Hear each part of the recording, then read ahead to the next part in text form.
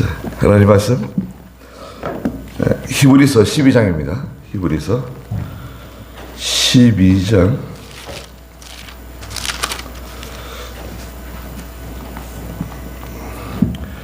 지난주 1절하고 2절 했는데요. 1절부터 다시 한번 읽도록 하겠습니다.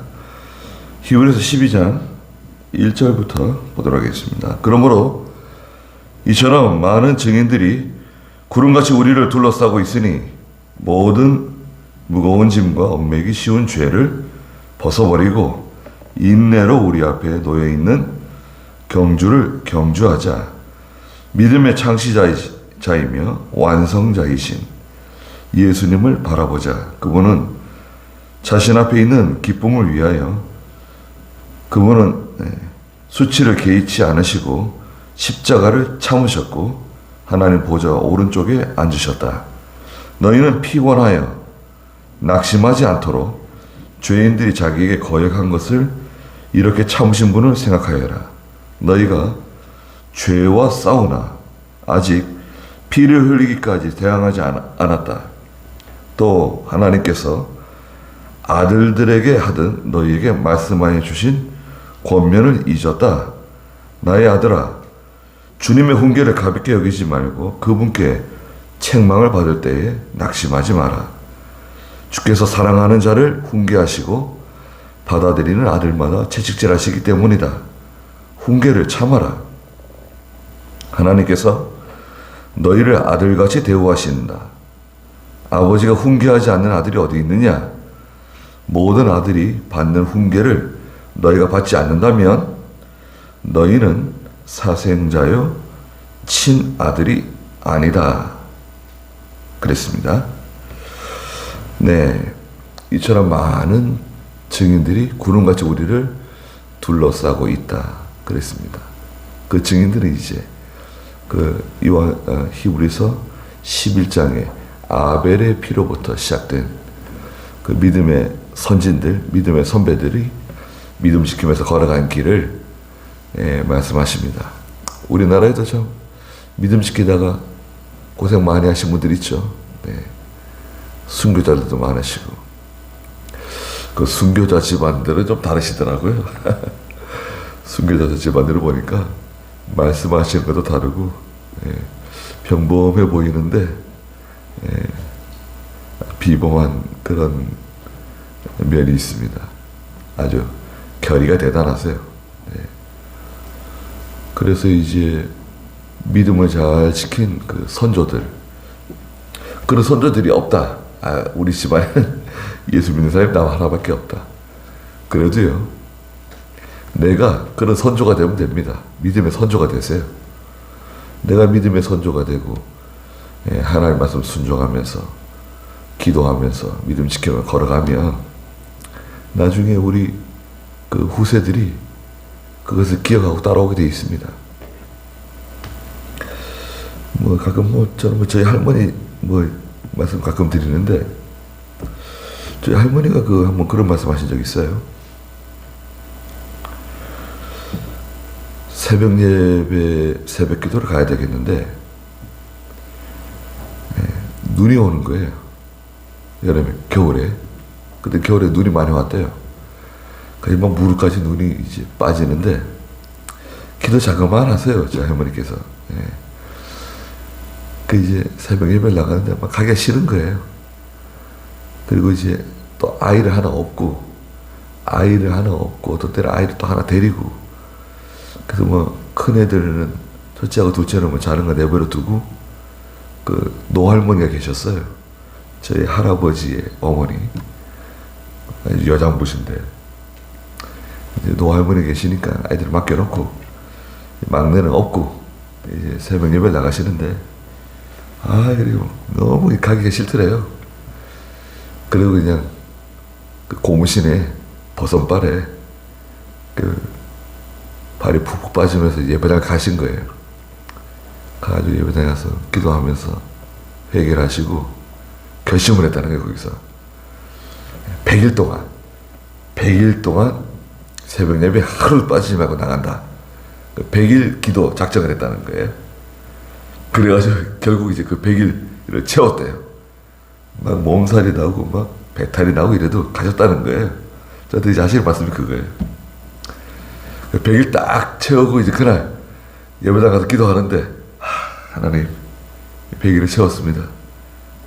아이고 이제 좀 살겠다 이런 게 들어왔다는 거예요. 그런데 한편 아니 너는 100일 동안만 기도하고 그 다음에 기도 안 할 거냐? 그러는 참 음성이 들리더라는 거예요.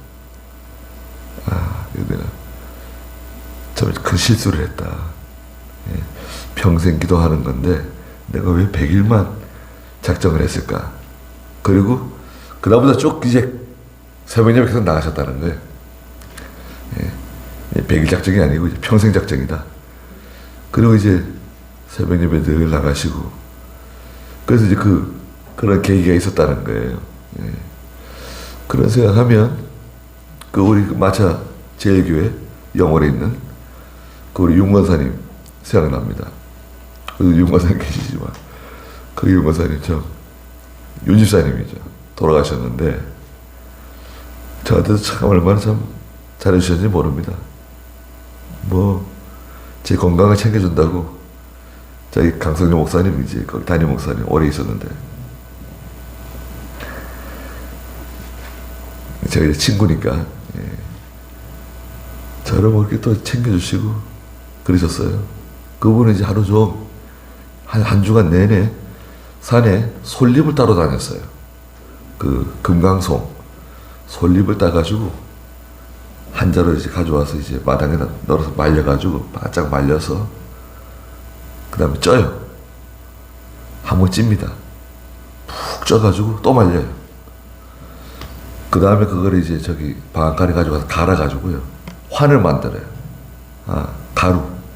가루를 만들어가지고 또 환도 만들고. 솔잎, 네. 한국 소나무, 그게 몸이 좋다고. 저한테 자꾸 먹으라고 보내주시고 그러셨어요. 근데 기도하러 새벽 예배 가시다가 영월에 눈이 많이 오잖아요. 새벽 예배 늘 나가시는데 새벽 예배 갈 때는 고무신 같은 거 안 신고 버선 신발 같은 거 털신 같은 거 안 신으시고 버선발로 가는 게 제일 좋다 이거예요. 신발을 2개 딱 들고 쟁쟁걸음을 걸으시면서 다 얼음판이니까 길바닥이다 아스팔트 공원 다 종종 걸음을 걸으면서 버선발로 이제 예배당을 나오시는 거예요. 새벽에 오시다가 다리를 건너는데 그 다리가 있는데 다리가 그냥 바지바지 미끄러워가지고 그냥 거기서 벌렁 뒤집어지신 거예요. 넘어지신 거예요. 새벽에. 그래서 새벽에 교회 가보니까 끙끙 앓는 소리가 나더래요. 강성현 목사가 유집사님 어디 아프시냐 그랬더니 그 얘기를 하던 거예요. 예배당 오다가 다리에서 그냥 미끄러져가지고 떼고떼고 굴렀다고. 그럼 가슴이 너무 아파가지고 그 집에 가시가지고 누워 계시야지 예배당에 나와 계시면 어떻게 하냐고. 그래서 이따가 아침에 갈 거라고. 그러니까 지금 우리 갈비뼈 몇 개가 나간 거예요. 갈비뼈가 몇 개가 나가가지고 엑스레이 찍었더니 참 대단하세요. 그 아들이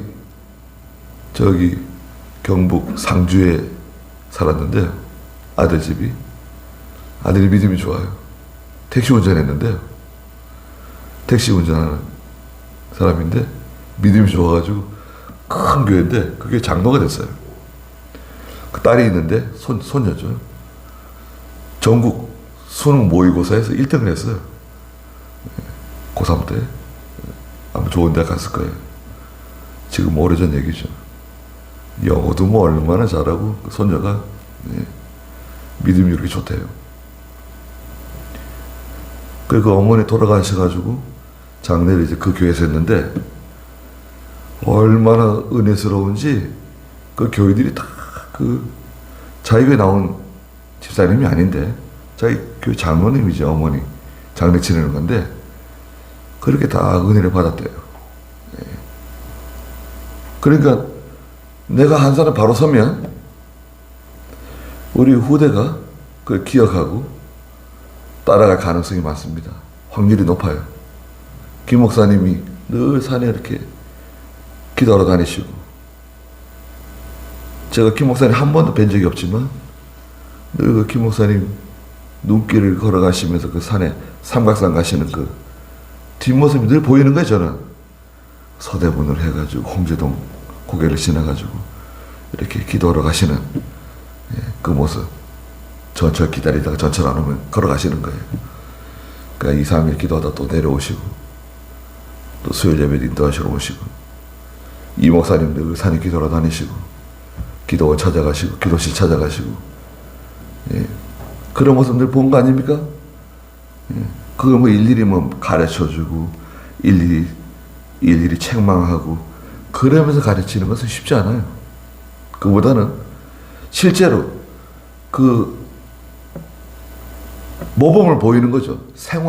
생활에서 늘 그렇게 모범을 보이면 그 자손들이 그걸 기억합니다.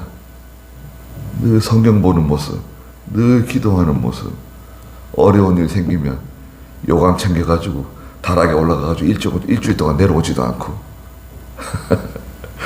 집에 이제 시골에 어려운 일 생기면 그죠? 아버지는 중간 다락에 올라가서 기도하시고, 할머니는 저기 2층에 올라가서 기도하시고, 요강 하나씩 가지고 올라가시고, 안 내려오세요. 한 주간 내내. 그래, 어머니는 이제 저희 형제들이 이제 애들 챙기고, 그때는 뭐 밥도 이제 맛있는 반찬 같은 건 안 올라옵니다. 할머니하고 아버지가 지금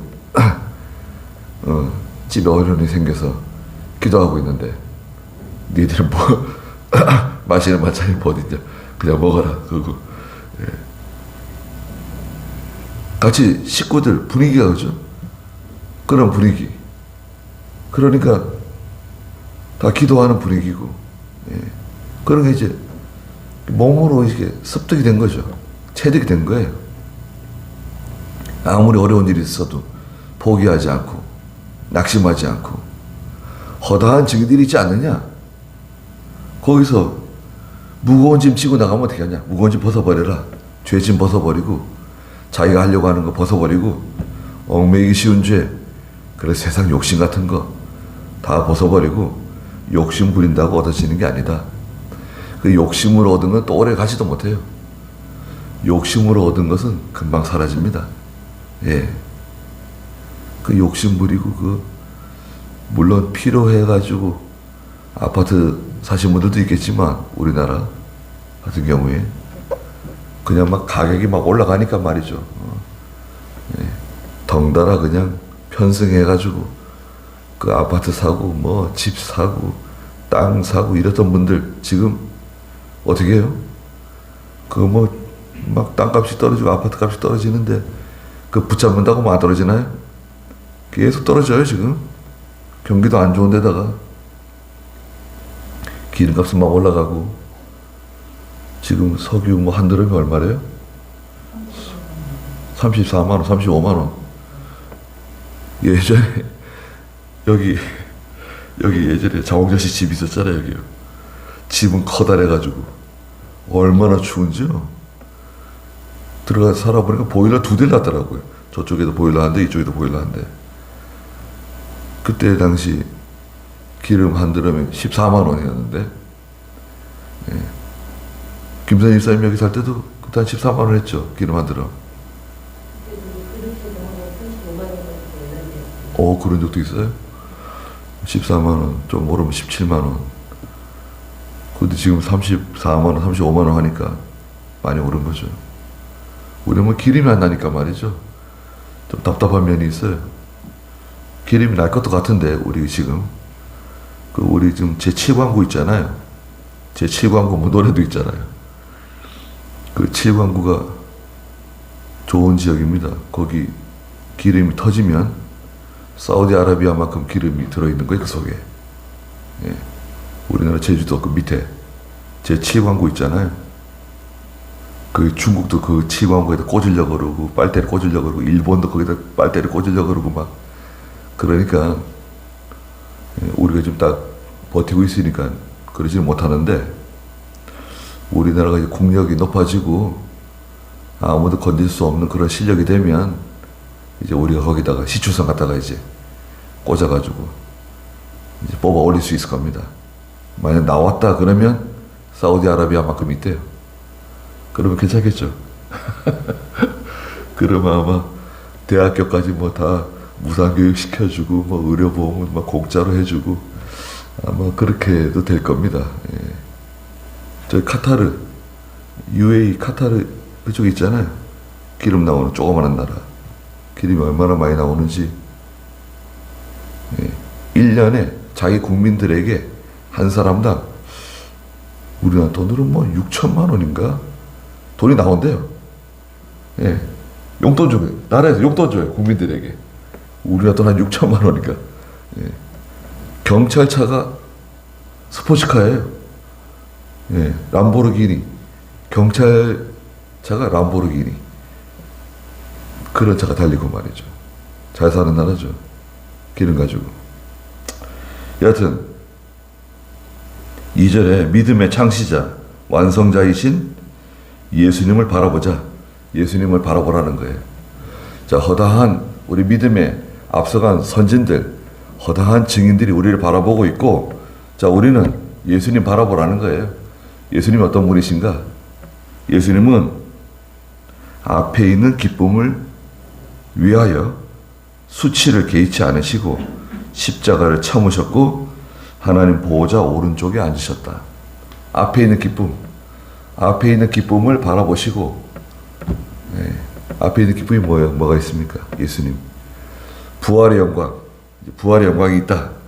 또 택한 백성들 구원하는 것, 구원 완성, 구원의 시작과 구원의 완성, 알파와 오메가 되시는 예수 그리스도께서 구원의 완성, 얼마나 택한 백성들 다 구원해내는 그 구원의 마침표, 완성을 하는 거 예수님께서 얼마나 기쁜 일입니까?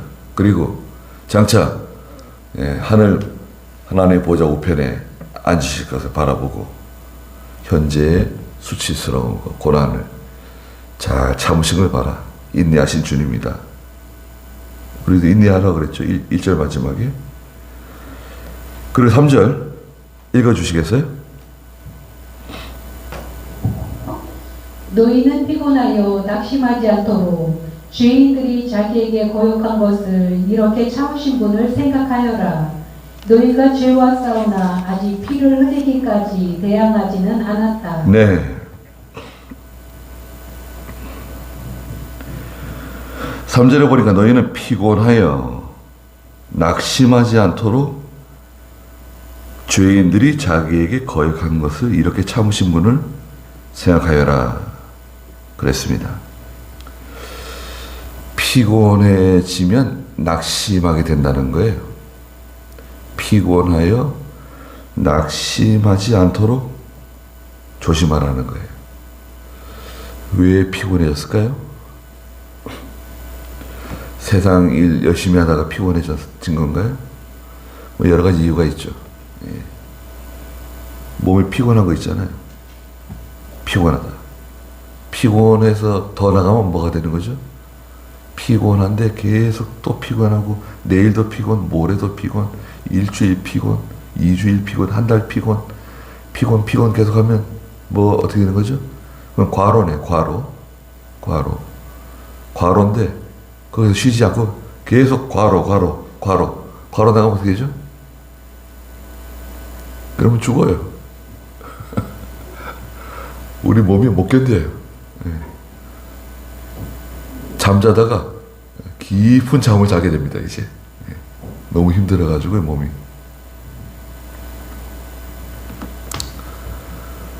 어떤 분이 계시는데 장학계 집사님이었는데 저하고 아주 가깝고 먼 사돈지간인데 서울대 나왔어요. 서울대 경영학과 나와가지고 신한은행 들어가가지고 신한은행 부장까지 되고 프랑스에서 근무하고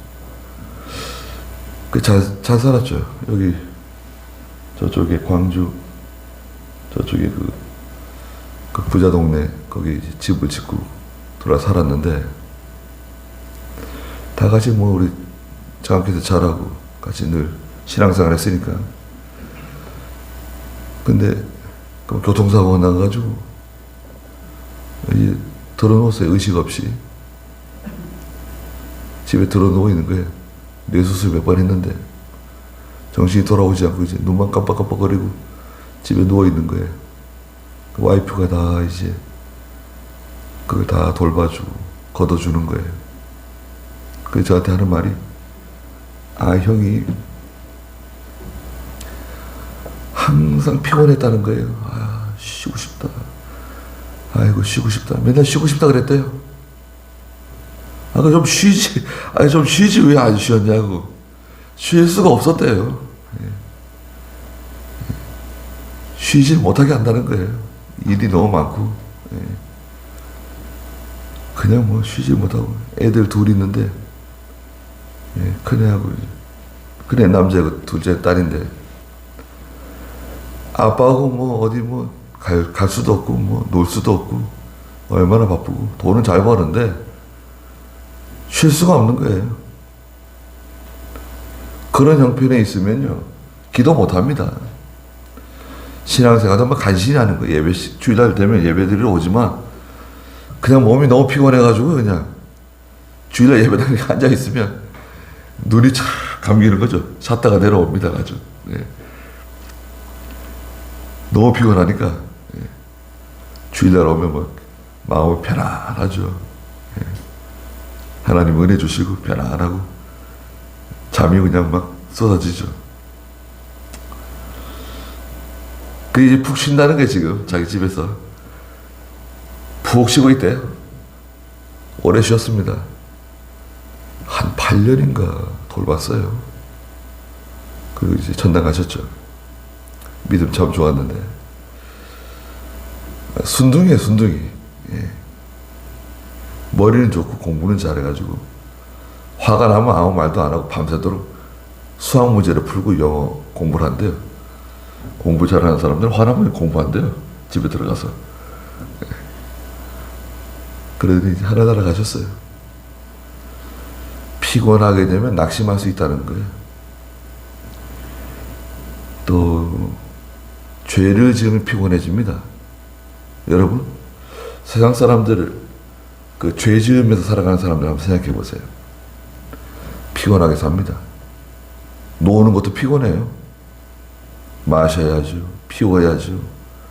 어울려가지고 밤 늦게까지 그냥, 예?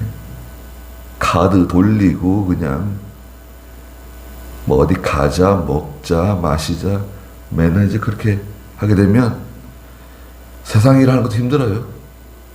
피곤해가지고. 노는데 지쳐요. 어떻게 일을 제대로 하겠어요? 예. 이때가 이제 한 번도 나는 음주 단속에 걸린 적 없다. 그리고 운전을 합니다. 그러다가 이제 사고가 나는 거죠. 그 사고는 큰 사고가 나고 신문에 대문짝만하게 나는 거죠. 네. 10,000번 무사고인데 한 번 사고가 났어요. 그럼 어떻게 되는 거죠? 그러면 전과자가 되는 거예요. 10,000번 동안은 아무 문제가 없었는데 한 번 딱 걸리는 거예요. 그러면 전과자가 되는 겁니다. 조심해야 돼. 예. 지금까지 아무 일 없었으니까. 낙심하는 거 있죠. 낙심하시면 안 됩니다. 11장 마지막에서도 낙심하지 말라 그러셨죠. 38절 39절 읽어주시겠어요? 11장 38절 39절. 이런 사람들은 세상이 감당하지 못하였다. 아, 미안합니다. 10장입니다. 10장 38절 39절.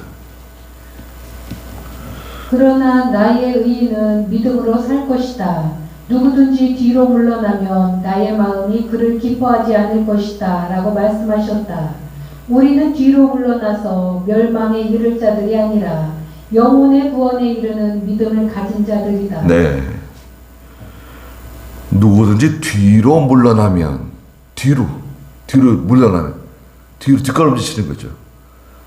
앞으로 전진해야 되는데 전진하는 건 힘들어요. 근데 뒤로 물러나는 것은 쉽습니다. 가만히 있으면 뒤로 물러나게 돼요. 가만히 전진하다가 딱 멈추는 거 있잖아요. 앞으로 전진하다가 아유 너무 힘들다. 딱 멈추는 순간 그때 뒤로 물러나는 거예요. 뒤로 후퇴. 밀려가는 거예요. 뒤로 물러나서 멸망에 이를 자들이 아니다. 우리는 영혼의 구원에 이르는 믿음을 가진 자들 아니냐 우리가. 종종 걸음을 가든지 큰 걸음을 가든지 계속해서 가야 돼. 저 토끼와 거북이 또 말씀드렸잖아요. 거북이 같아도 계속 걸어가는 거예요. 네. 계속 걸어가면 금방 보이지 않습니다. 네. 언제 벌써 16km 가고 언제 벌써 26km 가고 갑니다. 예전에는 뭐 교통수단이 좋지 않아가지고 장날되고 그러면은 어지간하면 보통 걸어 다녔습니다. 여기도 아마 그랬을걸요? 용인도? 예전에 걸어 다니시는 분들 많았을 것 같아요, 용인시에. 시내. 그러지 않았나요? 장날되면 뭐 가지 같은 거 뭐 이렇게 머리에 이고 장날 뭐 팔로 나가고 그러신 분도 계실 거예요. 걸어 다니시는 분 많습니다. 예전에는 시골 동네 뭐 차가 안 들어가고 그러면 차에서 내려가지고 막 한참 또 저 안동네까지 걸어가고 머리에 이고 팔에 들고 뭐 그 피시땀을 흘리면서 다 걸어 다니시고. 근데 요즘도 보면요, 그 남자분들이 아내가 뭐 아이도 안고 없고 뭐 손에 뭐 들고 가는데도 자기는 뭐 가벼운 거 이렇게 하나씩 들고 가는 사람들이 있어요. 보면은 젊은 사람들도. 야, 참 저는 이해가 안 돼요. 그걸 어떻게 저럴 수 있을까? 그건 굉장히 잘못하는 겁니다. 그건 뭐 매너가 있다 없다 이런 걸 떠나가지고 그건 아내에게 아주 잘못하는 거예요. 아내가 뭐 들게 하면 안 돼요. 젊은 아내라도 이렇게 뭐 무거운 거 장바구니 뭐 이렇게 그런 거 들게 하면 안 돼요. 왜 안 되냐? 그거 들잖아요. 나중에 이제 나이 들면 그 손가락이 아픕니다.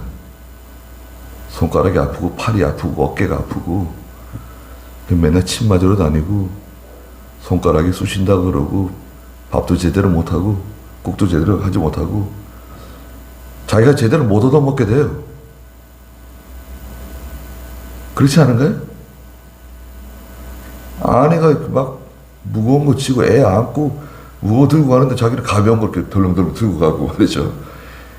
이야, 참 저렇게 그건 무식한 겁니다. 무식한 거고 아내를 위하는 게 자기를 위하는 건데 그렇지 않습니까? 아내도 마찬가지죠.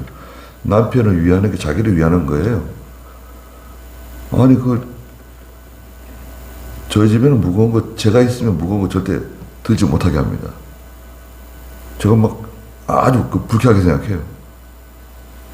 제가 오히려 화를 냅니다. 아니 나중에 어떻게 하려고 지금 그러냐? 무거운 거 들지 말라고 그러죠. 무거운 거 들으면 나중에 제가 고생을 한단 말이죠. 제가 고생할 게 뻔한데 그걸 들으면 안 되지 않겠어요? 예. 아, 물론 살아가는 마음으로 그렇게 하는 거지만, 예. 그렇게 하면 안 됩니다. 예. 우리 예수 믿는 사람들은 특히 그런 면에 잘해야 됩니다. 낙심하지 말 것, 낙심하지 마세요. 아무리 힘든 일이 있더라도 낙심하시면 안 됩니다. 낙심하려고 하는 마음이 들어왔잖아요. 서운한 마음, 서운한 마음, 저럴 수가 있는가? 나한테 저럴 수가 있는가? 서운한 마음이 들어오잖아요. 시험 든 거예요. 그런 시험에 들면 안 됩니다. 서운한 마음이 어디 있어요. 저는 이병규 목사님한테 불려가가지고 그렇게 수도 없이 혼났어도요, 서운한 마음 안 갔습니다. 하루는 얼마나 뭐 그렇게 야단을 치시는지 말이죠. 나중에 알고 보니까 그 제가 한 거 아닌데 목사님 잘못 알고 그러신 거예요. 잘못 알고. 얼마나 저를 고통시켰는지요. 야, 이거 이럴 수가 있는가? 그러면 들어왔어요, 사실은. 근데 말은 안 하고 가만히 있었죠. 그 다음날 아침 일찍 저를 부르시더라고요. 그 어디, 야, 좀 이리 좀 오라고. 따로 데려가셔가지고 차 빨리 가져오라고. 저 차 주고 차 마시라 그러면서. 목사님은 이렇게 좀 곤란한 말씀하실 때는요, 손을 싹 이렇게 비비세요. 아이 뭐 바리가 뭐 이렇게 손 비비는 것도 아니고 이렇게 싹 이렇게 비비세요. 아니 뭐 하실 말씀 있으면 하십시오. 근데 말이야, 어제 그 일 있었잖아. 예, 괜찮습니다. 근데 알아봤는데 말이야, 그거 아니라고, 잘못된 거라고, 그거. 저도 알고 있습니다. 시험 안 들었나? 시험 안 들었습니다. 시험 들었을 것 같은데. 저한테 시험 들었을 것 같다는 거예요. 괜찮습니다. 예. 시험 들면 안 된다고. 아니, 그렇게 뭐 벼락을 떨어뜨리고 그냥 폭탄을 쏟아놓고 시험 들면 안 된다고 또 제가 그렇게 말할 수 있지만 괜찮습니다. 목사님 뭐 잘 모르고 그러신 건데요. 뭐 시험 들면 안 된다고. 시험 들었을 것 같은데 괜찮습니다. 기도하자고 기도해 주시고. 그런 일 많습니다. 예. 그 오해에서 비롯된 거. 또 사람들이 뭐 이런 말도 하고 저런 말도 하고 그러잖아요. 잘못된 보고. 사람들 이거 뭐 얼마든지 오해할 수 있고, 또 시기하는 사람, 뭐 또 질투하는 사람들, 그런 일이 많고 그런 일 있잖아요. 또 작은 건데, 작은 일인데 크게 만들어가지고 이렇게 잘못했다고. 작은 건데 침소붕대라고 작은 것을 마치 커다랗게 뭐 대단한 뭐 잘못한 것처럼 만들어가지고 듣는 사람으로 하여금 열받게 만드는 거죠. 화나게 만드는 거. 예. 아이들이 여럿이 자라는 집에서는 그 밑에 아이가 형을 이제 고자질하는 거죠. 엄마한테 형이 말이야 막 이렇게 뭐 별거 아닌데 그 대단히 뭐 잘못한 것처럼 보고하고 말이죠. 말해가지고 혼나게 만들고 그런 이제 괘씸한 일들을 할 때가 있죠. 예. 그래도 상관없어요. 낙심하지 마세요. 낙심하는 것은 시험 드는 거예요. 서운한 마음 들어올 때 그것을 잘 물리치셔야 됩니다. 서운한 마음 집어넣어줘요, 마귀가. 너를 무시하는 거다. 너를 미워하는 거다. 이런 식으로 해가지고 서운한 마음이 쑥 들어오게 만들어요. 그러면 낙심이 올 수 있어요. 죄인들이 자기에게 거역한 것을 이렇게 참으신 분을 생각하여라. 예수님께서는 잘 참으세요. 로마서 2장 4절과 5절에서도 예수님께서 길이 참으셨다는 거예요. 그런데 뭐 죄를 용납하신 건가요, 그게? 로마서 2장 4절 5절 한번 읽어주시겠어요? 아니면 하나님의 인자하심이 너를 인도하여 회개하게 하심을 알지 못하고 그분의 인자하심과 용납하심과 오래 참으심의 풍성함을 멸시하는 것이냐. 다만 너의 고집과 회개하지 않는 마음 때문에 진노의 날, 곧 하나님의 의로운 심판이 나타날 그날에 너에게 임할 진노를 쌓고 있다. 네. 하나님의 인자하심이 있는데 그 인자하심이 너를 인도하여 회개하게 한다는 거예요. 그런데 이 회개를 거절해. 회개를 거부해요. 결단코 나는 회개 안 한다. 이런 고집이에요. 너의 고집과 회개하지 않는 마음 때문에 하나님의 징계를 받는다는 거예요. 하나님이 용서해 주시려고, 자, 하나님이 너를 용서해 주시고, 너를 품어 주시고, 위로해 주시고, 너에게 모든 것을 주시려고 그러시는데, 왜 회개를 하지 않느냐? 그럼 어떻게 해야 되는 건가, 이게? 회개를 하라는 거죠. 예. 회개를 해야 용서받는 거예요. 무조건 용서가 아닙니다. 이게 하나님의 공의라 그랬죠, 공의. 회개하면 되는데, 회개를 안 하는 거예요. 그게 너의 고집이다. 쓸데없는 고집. 그 고집 때문에 사람이 망하는 거예요. 좋은 고집도 있는 것 같아요, 좋은 고집. 그건 뭐 좋은 고집이라게 하는 것보다, 그 좋은, 믿음이죠, 믿음. 근데 쓸데없는 그런 자존심, 그런 쓸데없는 그런 고집, 완고한 마음, 결단코 그냥 고집으로 나가는 거예요. 자기만 손해입니다. 고집 센 사람들 있죠.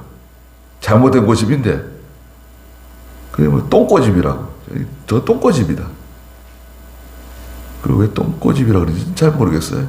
근데 고집이 그냥 아주 징글징글하게 고집이 있다. 예. 어떻게 저렇게 고집이 된가? 또 잘못한 게 다 드러났는데, 야, 자, 잘못한 게 다 드러났으면 이제 그만해야 되지 않겠어요? 제가 늦었지만 미안합니다. 잘못했습니다. 그러면 될걸. 그걸 기어코 다 잘못한 게 다 드러났는데도 내가 한 게 아니라는 거예요. 아휴, 어떻게 해서 저럴까? 회개하지 않는 그런 고집. 그럼 결과가 어떻게 되는 거지? 로마서 2장 4절 5절에서 뭐라 하나님의 진노가 임할 수밖에 없지 않겠느냐. 고집 피우는 게 뭐예요? 예. 집에서 자녀들이 고집 피워보세요. 그러면 아버지 어머니 마음이 편안해요? 아니 쟤는 왜 그 쓸데없는 고집을 이렇게 피우는가? 쓸데없는 고집. 잘못했습니다 그러면 맛있는 아이스 깨끼도 하나 사주고 사탕도 하나 사주고 시장에 들어가서 여실에도 하나 사주고 그럴 텐데 뭐 자기가 무슨 지침 뚝 떼고 말이죠. 우리도 마찬가지입니다. 하나님 앞에 이거 잘못했습니다. 그리고 회개하면 될걸. 못하는 척. 나가 아무 상관없는 것처럼 뻔뻔하게 나가는 거예요. 회개는 안 하고. 그럼 뭐 어떻게 되는 겁니까?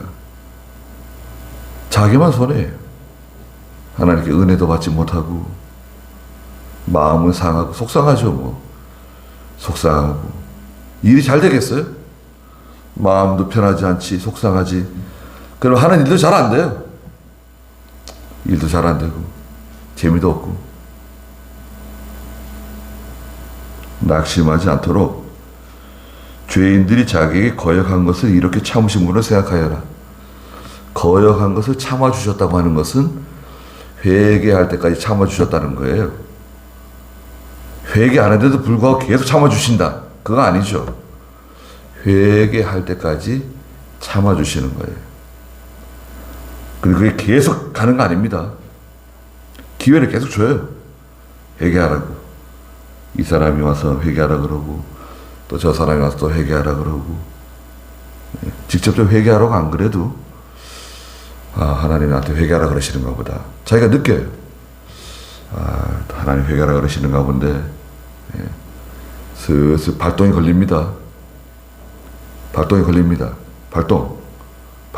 걸렸어요. 어디 걸렸습니까? 4절부터 보면 너희가 죄와 싸우나 아직 피를 흘리기까지 대항하지는 않았다. 죄와 싸워야 됩니다. 우리의 대적은 마귀입니다. 마귀. 두 번째는 세상입니다. 세상. 이 세상과 싸우는 거예요. 이 세상에 있는 잘못된 문화. 세상에 더러운 문화가 많잖아요. 요즘 아이들 뭐 초등학교 때부터 그냥 핸드폰 하기 때문에 이 세상에 더럽고 모든 추한 문화가 그냥 막 들어오고 있어요. 쓰나미처럼 몰려오고 있습니다. 죄와 싸워야 되고, 그 다음에 세상과 싸워야 되고, 그 다음에 마귀. 첫째는 죄, 세상, 마귀와 싸워야 돼요. 이게 영적 전쟁입니다. 영적 전쟁. 눈에 보이지 않는 거예요. 그리고 특별하게 하나가 더 붙어요. 네 번째. 뭐냐? 자기 자신과 싸워야 돼요. 아니, 자기 자신과 어떻게 싸우라는 건가? 예. 이 육체의 부패성과 싸우는 거예요. 우리의 속사람은 거듭나가지고 새 사람이 되었지만, 이 육체 있잖아요. 이 육체, 몸과 마음. 이 몸 속에는 마음도 같이 포함됩니다. 이 육체는 욕심 덩어리예요. 욕심이 많아요. 무력과 정욕의 사욕에 이 똘똘 뭉쳐진 이 욕심 덩어리. 그 욕심이 많아가지고요. 만족할 줄도 모르고. 예. 자꾸 비교해요, 사람들과. 예. 비교해가지고 궁핍을 느끼는 거예요. 비교를 통한 결핍. 다 가지고 있지만 다른 사람과 비교하면 뭔가 부족해요. 그런 결핍을 자꾸 느끼는 거예요. 예. 나보다 더 좋은 차를 타고 다니고, 나보다 더 좋은 집에 살고, 아이들도 너는 몇 평짜리 집에 사냐? 너는 어디 아파트에 사냐? 너는 임대 아파트에 사냐? 아니, 그래 물어본대요. 야, 그 참. 그리고 여기는 큰 평수의 아파트 단지. 이쪽 단지는 좀 작은 평수, 임대 아파트도 있고. 그러면 거기다가 담장을 친대잖아요. 이쪽에 있는 아이들이 이쪽에 놀이터에 놀러 못 와요. 놀러 오면 안 돼. 너희들은 거기서 놀고 이쪽에서는 아주 좋은 놀이터, 여름에는 불도 받아주고, 이쪽에 있는 아이들은 그쪽에 놀이터에 못 가요. 담을 치는 거예요.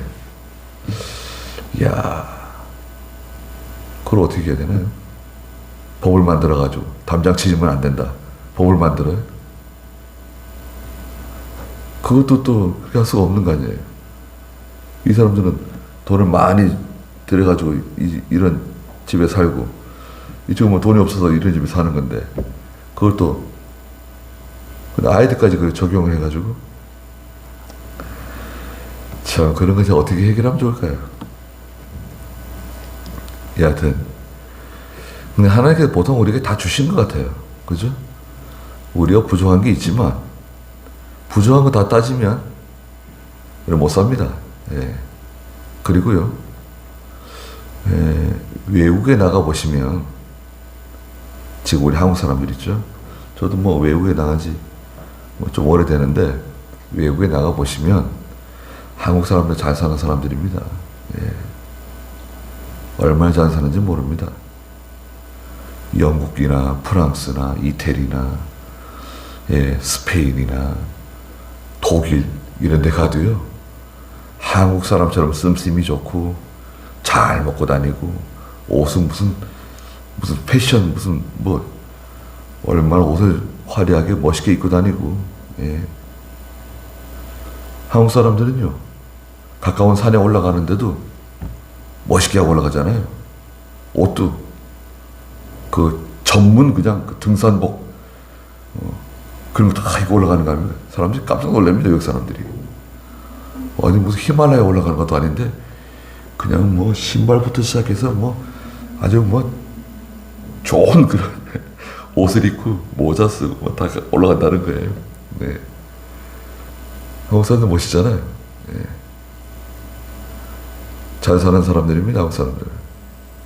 차도 뭐 길에 나가 보세요. 거의 다 뭐 새 차들이고 뭐 외제차가 뭐 한 대 건너 한 대 외제차고. 네. 지금 그렇잖아요. 사실 그래요. 언제 우리가 뭐 벤츠를 타고 뭐 BMW를 타고 아우디를 타고 이게 국민차가 됐습니다. 벤츠가 국민차가 됐어요. 저 강남에는 BMW가 국민차래요. 포니 같이. 그 BMW 같은 건 잘 타지도 않고 좀 희귀한 거, 이상한 차들 그런 거 타고 다닌다는 거예요. 얼마나 참 감사합니까? 그런데도 우리가 하나님께 감사하고 참 하나님 너무 감사합니다. 그런 말씀 하신 적 있으세요? 여러분 기도하실 때 하나님 참 감사합니다. 제가 참 너무나 부족하고 이렇게 연약하고 그런데도 불구하고 하나님께서 저에게 다 주셨습니다. 우리에게 주셨습니다. 그리고 식구들이 다 건강하고 말이죠. 여러분 식구들이 다 건강한 거 감사하셔야 됩니다. 병원에 가보세요. 아픈 사람이 얼마나 많고 그냥 저 지방에서 그냥 검사 받기 위해서 그냥 올라와가지고 몇 달씩 기다리고 순서 기다려가지고 검사 받고 또 내려가고 또 재검 받으러 오고 수술 날짜 잡으러 또 오고 수술 받으러 또 오고 그 지방에서 올라오시는 분들 보면 얼마나 참 그리고 건강해가지고 병원도 잘 안 가고 말이죠. 약이나 뭐 이렇게 하나씩 먹고 몸 관리하고 여러분 우리 나이 또래 여러분 나이 또래 여러분들 잘 아는 그런 친구분들 같이 자라난 사람들 세상 떠나신 분들이 얼마나 많습니까? 저도 어렸을 때 그 중학교 고등학교 때 다니던 친구들 이렇게 가끔 연락 오는데요. 아니 죽는 사람들 많습니다. 술 많이 먹다 죽었다, 뭐 음주운전 하다 죽었다, 오토바이 타다 죽었다, 뭐 하다 죽었다, 죽었다가 사람들 많이 있습니다.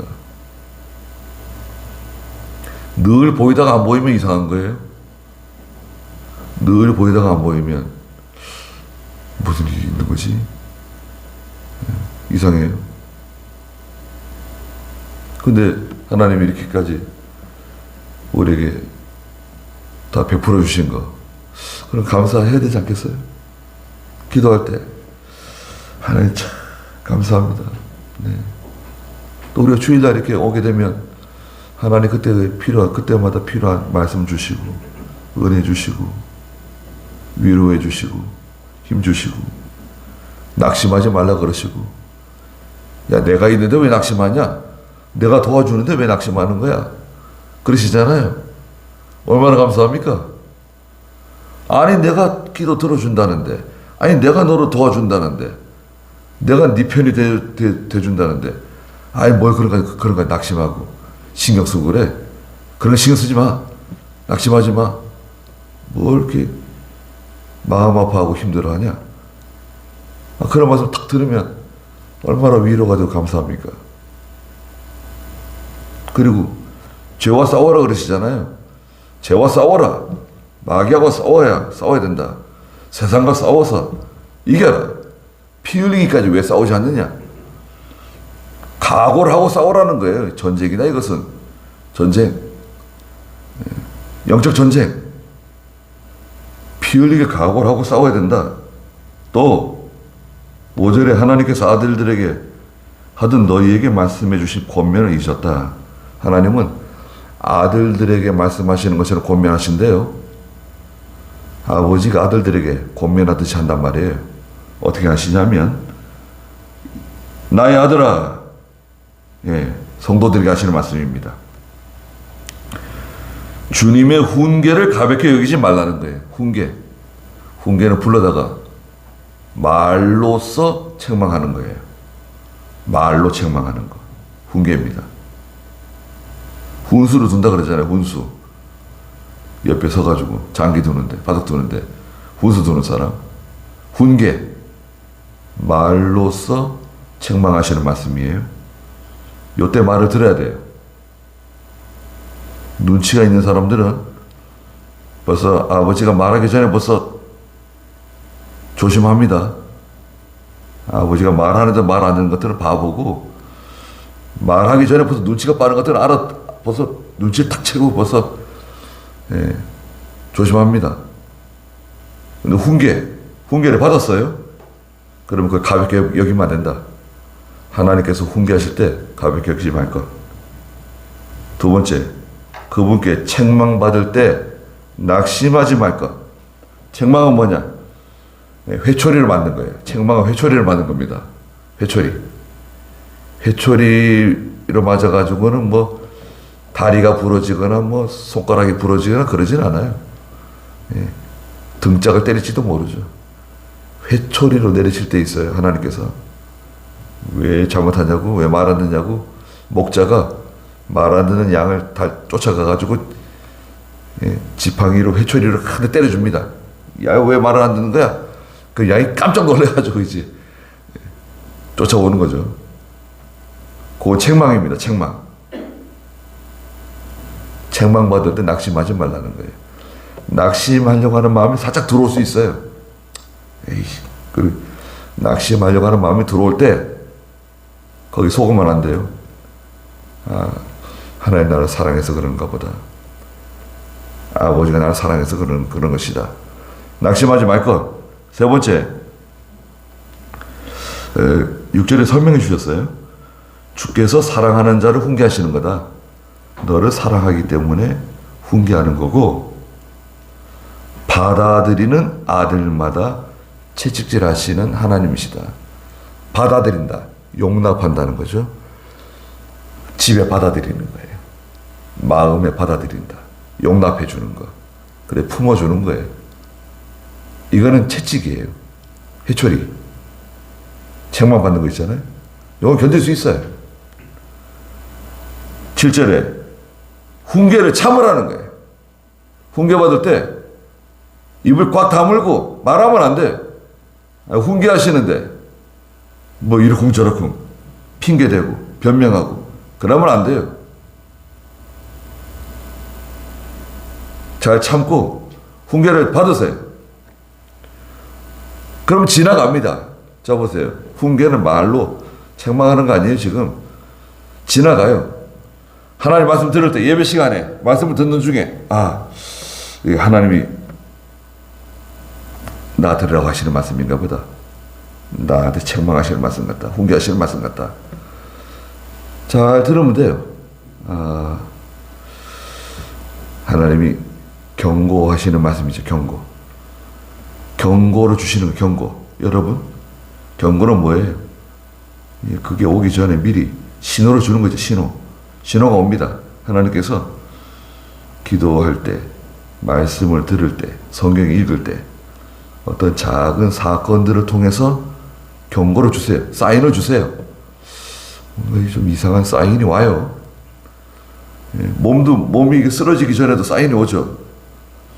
몸이 안 좋아지기 전에 뭔가 좀 전과 다른 좀 이상한 사인들이 오잖아요. 그런 사인을 놓치면 안 된다잖아요. 신호가 와요. 훈계를 참고 하나님께서 너희를 아들같이 대우하신다. 아들처럼 대우하시는 겁니다. 아버지가 훈계하지 않는 아들이 어디에 있느냐? 아니, 아버지가 아들 훈계하지 않는 그런 아들이 어디 있냐? 다 훈계 받는 거지. 또 모든 아들이 받는 훈계를 다 아들들이 훈계 받는데 나만 훈계를 안 받아요. 네가 만약에 훈계를 받지 않는다면 너는 사생자다. 참 아들이 아니다. 사생자는 누굽니까? 아버지가 누군지 모르는 아이. 사생자 아닙니까? 불쌍한 사람. 진짜 아들이 아닌 거예요. 육신의 아버지가 우리를 훈계하여도 우리가 아버지를 존경하는데 하물며 모든 영의 아버지께는 더욱 복종하여 살려고 하지 않겠느냐. 아니, 육신의 아버지가 나를 징계해도 책망해도 우리가 아버지께 잘 순종하고, 육신의 아버지 무슨 말이냐면 육신의 아버지도 허물이 있다는 거예요. 자기도 잘못하면서 아들을 징계하고 책망하고, 그 아들이 똘똘한 아들은 아니 아버지도 잘못하시면서 왜 저한테 그러십니까? 뭐 그러기도 하잖아요. 그러면 안 되지만 육신의 아버지는 흠이 있고 자기도 잘못하는 게 있고 부족한 게 있는데도 아버지시니까 아들이 훈계를 받고 잘 참고 나가는데, 하나님 아버지께서 나를 징계하신다. 하나님 뭐 부족한 게 있어요? 잘못하신 거 있습니까? 근데 하나님 말씀 안 들으면 어떻게 하냐 이거예요. 아니 육신의 아버지도 존경하고 훈계를 할 때 받아들이고 그러 나가는데, 아니 하나님께 징계를 받고 훈계를 받으면서도 뻣뻣하게 나가고 돌이키지 않고 그러면 되겠냐. 훈계는 다 받는 거다. 아들이라고 하면 훈계를 받는 거다. 징계를 받는 거다. 책망 받는 거다. 징계를 받고 훈계 받을 때 잘 참으라는 거예요. 성경 한 구절 보고 마치시자고요. 욥기서 5장 17절입니다. 시편 전에 욥기 5장 17절. 보아라, 하나님의 징계를 받는 사람은 복이 있으니 하나님의 징계를 받는 사람 복이 있다. 그러셨습니다. 전능하신 분의 훈계를 업신여기지 마라. 이는 하나님께서 아프게 하시다가 싸매시고 상하게 하시다가 자기 손으로 고쳐주시며 6가지 환난 중에서 너를 구원하실 것이니 7가지 환난 중에서라도 재앙이 내게 미치지 못하게 하시며 기근 때에 너를 굶어 죽지 않게 하시고 전쟁 때에도 칼의 힘에서 구하실 것이다. 이거 보세요. 하나님이 이렇게 우리를 사랑하시고 우리를 위하시고 나를 위하시고, 근데 거기서 낙심하고 거기서 잘 참지 못하고 그러면 안 된다는 거예요. 잠깐 어려운 일이 있더라도 잘 참고 나가는 거예요. 견디고 나가는 거예요. 가다 보면 하나님께서 나를 인도해 주세요. 하나님 나를 인도해 주실 것이다. 믿고 나가는 거예요. 괜히 어설프게 내가 나가서 길 찾지 말고 하나님 인도를 잘 따라가면 돼요. 하나님 이렇게 이리로 가라 그러시는가 보다. 이거 한번 해보라 그러시는가 보다. 가다 보면 하나님 계속 길을 열어주신다고요.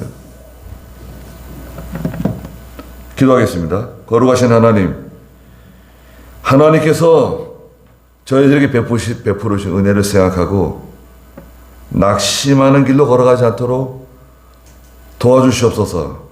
붙잡아 주시고 주께서 우리를 훈계하실 때, 책망하실 때 낙심하지 않게 해주시고 넘어지지 않게 해주시고 또 죄 가운데 다시 빠지지 않도록, 또 죄를 미워하되 피 흘리기까지 죄와 싸우라고 말씀하셨습니다.